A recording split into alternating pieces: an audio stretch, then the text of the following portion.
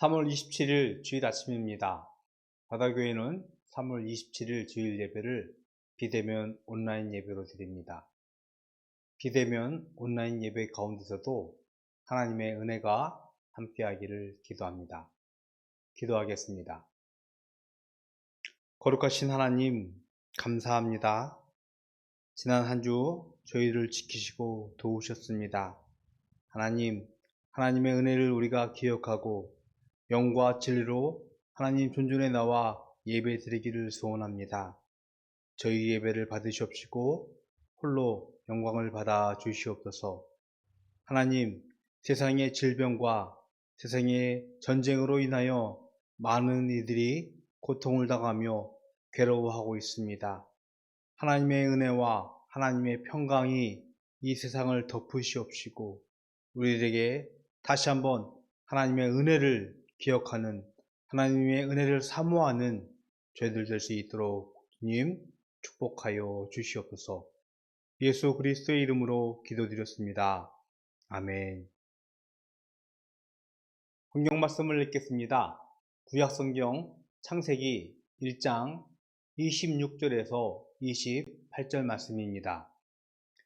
하나님이 이르시되 우리의 형상을 따라 우리의 모양대로 우리가 사람을 만들고 그들로 바다의 물고기와 하늘의 새와 가축과 온 땅과 땅에 기는 모든 것을 다스리게 하자 하시고, 하나님이 자기 형상 곧 하나님의 형상대로 사람을 창조하시되 남자와 여자를 창조하시고, 하나님이 그들에게 복을 주시며 하나님이 그들에게 이르시되 생육하고 번성하여 땅에 충만하라. 땅을 정복하라. 바다의 물고기와 하늘의 새와 땅에 움직이는 모든 생물을 다스리라 하시니라. 아멘. 창세기 말씀을 시작하면서 하나님의 창조기사는 성경의 대전제가 된다고 말씀을 드렸습니다. 만약 하나님의 창조기사를, 하나님의 창조를 부인한다면 성경의 모든 말씀은 신화가 되어버릴 뿐입니다. 이 창조 기사 속에서, 하나님의 창조 속에서 우리가 가지고 있는 우리의 위치와 우리의 삶의 목적을 우리는 다시 한번 생각해 보아야 할 것입니다. 하나님은 첫째 날부터 다섯째 날까지 하나님의 창조를 진행하였습니다. 우주와 자연의 모든 섭리, 그리고 그것을 보시며 좋아하셨던 하나님이 성경에 기록되어 있습니다. 창조의 여섯째 날 하나님은 땅의 생물과 짐승을 만드시고 또한 보기에 좋으셨다라고 말씀을 하셨습니다. 그러면서 하나님이 마침내 창조의 목적을 담아내는 창조를 작정하신 말씀이 오늘 본문의 말씀입니다. 즉, 하나님은 첫째 날부터 다섯째 날, 여섯째 날까지 창조를 하시면서 마침내 그가 가지고 있는 창조의 참 목적, 즉 하나님이 그의 형상을 따라서 그의 모양대로 사람을 만들고자 하신 것이었습니다. 26절에 이렇게 말씀하고 있습니다. 하나님이 이르시되 우리의 형상을 따라 우리의 모양대로 우리가 사람을 만들자라고 말씀을 하셨습니다. 여기서 중요한 단어가 등장합니다. 하나님이 이르시되 우리의 형상을 따라 우리의 모양대로. 영어에서는요, our image, our likeness라고 하면서 복수형을 쓰고 있습니다. 이 복수라는 의미는 하나님은 인격적으로 한 분이시지만 그 안에 세 위가 계신 성부, 성자, 성령이 계심을 우리들에게 말씀하시면서 복수의 하나님을 성경에서 기록을 하고 있습니다. 우리의 형상, 단수가 아닌 복수의 하나님. 이것은 우리가 믿고 고백하는 삼위일체 하나님의 중요한 근거이자 원인이 되어지는 말씀일 것입니다. 요한복음 1장 1절에서는 이렇게 말씀하고 계세요. 태초에 말씀이 계시니라. 이 말씀이 하나님과 함께 계셨으니 이 말씀은 곧 하나님이다. 이 말씀이라는 것은 예수님을 말씀하고 있는데요.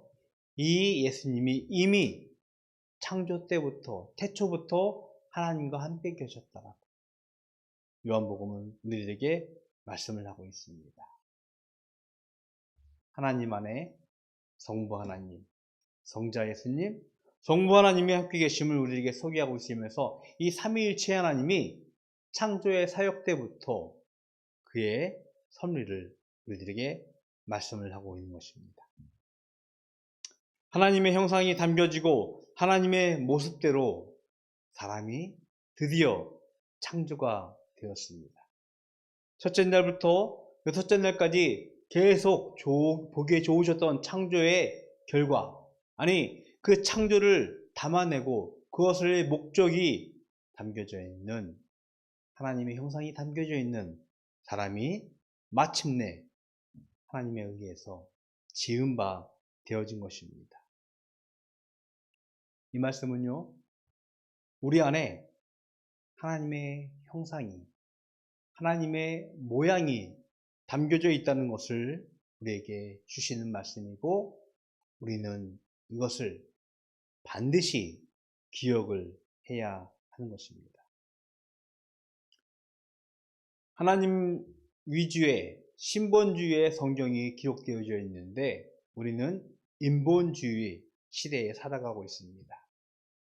아마 이 인본주의 사회에 살아가면서 우리에게 중요한 질문을 하나 던질 수 있는데, 그것은 무엇이냐면 인간의 존엄성의 근거가 무엇인가라는 질문일 것입니다. 매우 안타까운 전쟁의 소식이 들려지고 있습니다. 러시아가 우크라이나를 침공하고 전쟁을 통하여서 잔인하고 끔찍한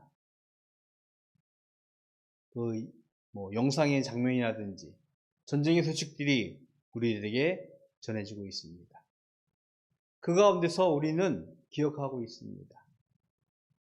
인간의 생명이 앗아가지고 인간의 존엄성이 파괴되어지는 그 광경을 목격하면서 다시 한번 우리에게 주어진 인간의 존엄성이 무엇이며 얼마나 중요한지를 우리는 다시 한번 물어보고 깨닫게 되어지고 있습니다. 인간으로서 가지워진 인간의 지위, 존엄성의 근거, 그는 과연 무엇이고 우리는 그것을 어디서부터 보장받아야 하는지 한번 질문을 해보고 싶습니다.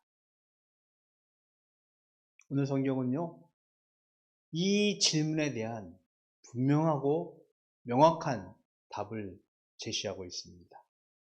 즉, 인간의 존엄성, 인간의 자존감의 근거는 바로 하나님의 형상이라는 것입니다.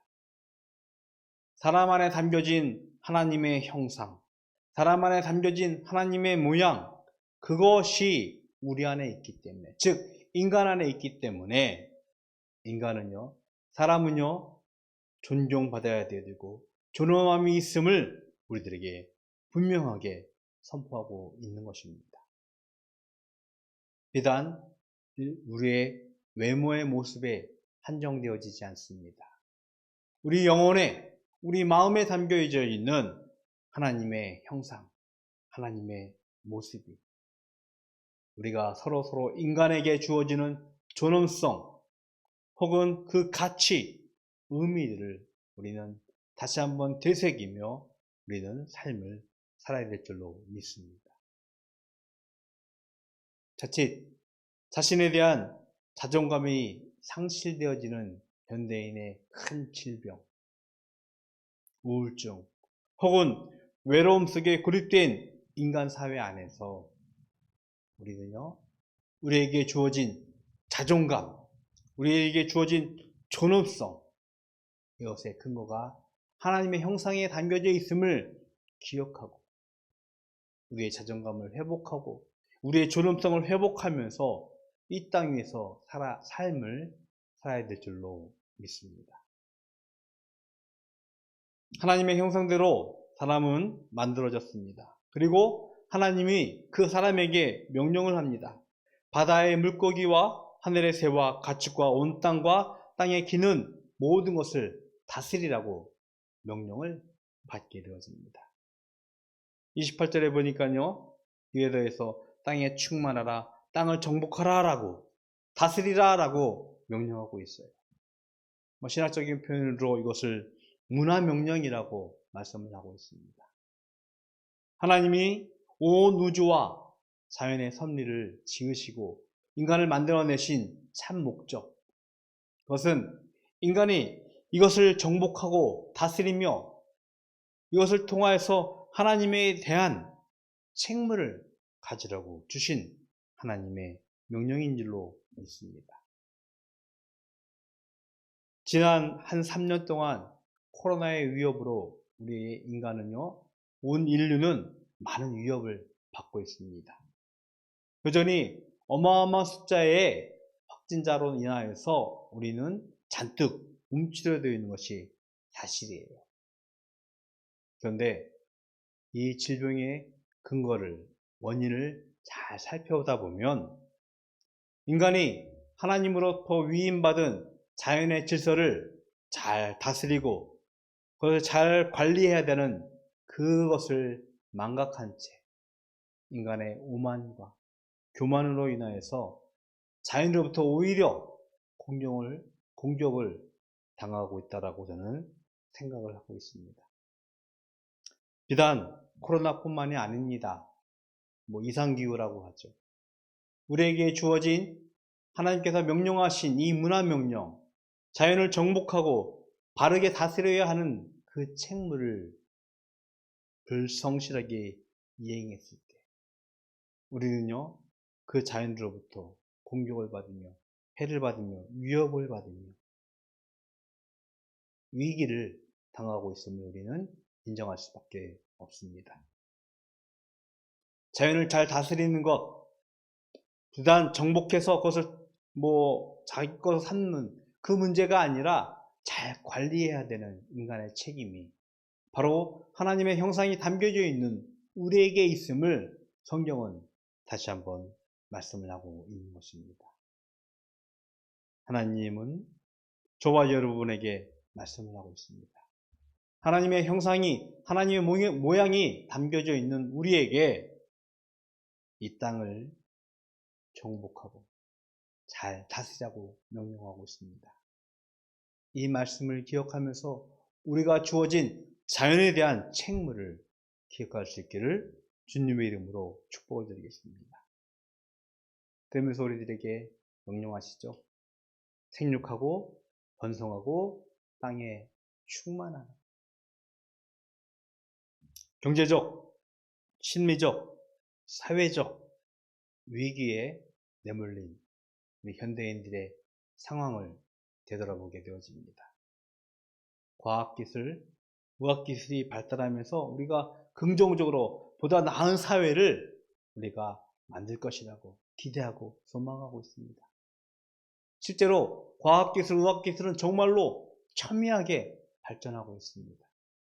하지만 그 가운데서 우리가 느끼고 있는 경제적, 심리적, 사회적 위기는요, 그 어느 때보다 고조되어지고 있던 것이 사실입니다. 그 가운데서 하나님은 우리들에게 명령하고 있어요. 생육하고 번성하고 땅에 충만하라. 모든 기술이 발달하면서 나아질 것이라고 생각하고 있지만 오히려 우리는 위축되고 있을 때 우리에게 주신 하나님의 명령을 다시 한번 기억했으면 좋겠습니다.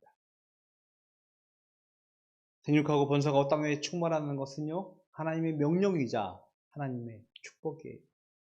우리가 가지고 있는 모든 사회, 우리의 모든 그 환경들을 넘어설 수 있는 우리 안에 담겨진 하나님의 형상을 기억하면서 이 위기와 이 위협 가운데서도 하나님 여기 우리 안에 있음을 기억하고 하나님의 형상으로 살아갈 수 있는 저와 여러분이 되기를 주님의 이름으로 축복을 드리겠습니다.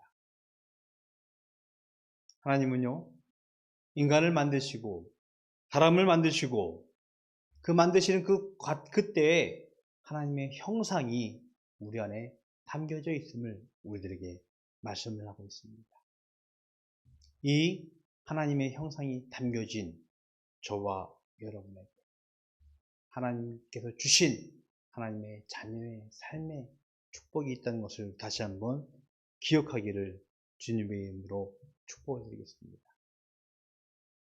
우리가 무엇인가 이루어내고 성취하고 달성해서 위대한 존재가 되어지고 존엄성과 가치가 있는 인간이 아니라 바로 우리가 형성부터 하나님의 형상이 하나님의 모양이 담겨져 있기에 우리는 그 자체로서도 존엄성과 가치를 존귀한 존재라는 것을 우리는 반드시 기억해야 될 줄로 믿습니다.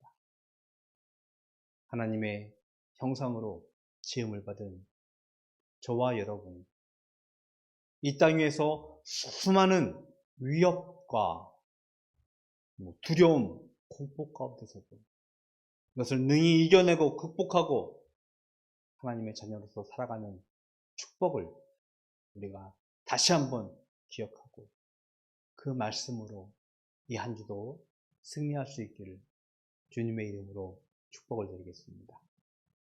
기도하겠습니다. 하나님, 감사합니다.